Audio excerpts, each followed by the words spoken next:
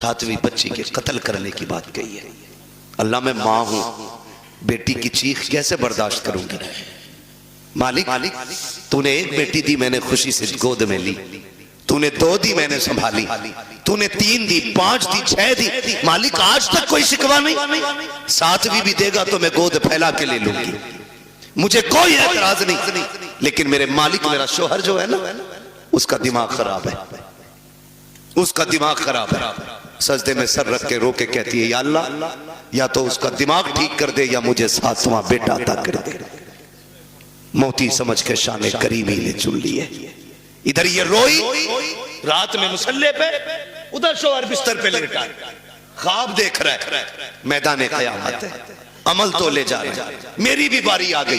گناہ زیادہ ہے، حکم ہوتا ہے لے چلو جہنم کی طرف، کا فرشتوں نے گھسیٹنا شروع کیا، میں چیختا رہا، میری ایک نہ سنی گئی، میں پکارتا رہا، کوئی سننے والا نہیں تھا، کہ میں پریشان تھا۔ جب فرشتے لے کے مجھے جہنم کے دروازے پہ پہنچے ہیں، کیا دیکھتا ہوں، سب جہنم کے پہلے دروازے پہ میری بڑی بیٹی ہاتھ لگا کے کھڑی ہو جاتی ہے، یا اللہ یہ میرا باپ ہے، اس نے لقمے لقمے کر کے کھلا کے پالا تھا، اس نے مزدوریاں کر کے ہمیں پالا تھا، میرے مالک اسے جہنم میں نہ ڈال۔ کہتے جب بچی نے راستہ روکا، فرشتوں نے اس دروازے سے ہٹایا، دوسرے دروازے پہ لے کر کے گئے، کہتا دوسرے دروازے پہ دوسری بیٹی کھڑی تھی، یہ خواب بتا رہا ہے، کہ تیسرے دروازے پہ گئے، وہاں تیسری بیٹی کھڑی تھی، چوتھے دروازے پہ گئے تو چوتھی بیٹی کھڑی تھی، 5ویں دروازے پہ گئے 5ویں بیٹی کھڑی تھی، کہا جب 6 دروازے پہ گئے تو 6 بیٹی تھی، کہتے 6 دروازے میں پہنچا، 6 پہ 6 بیٹیاں تھی، کہتا جہنم کے دروازے 7 تھے،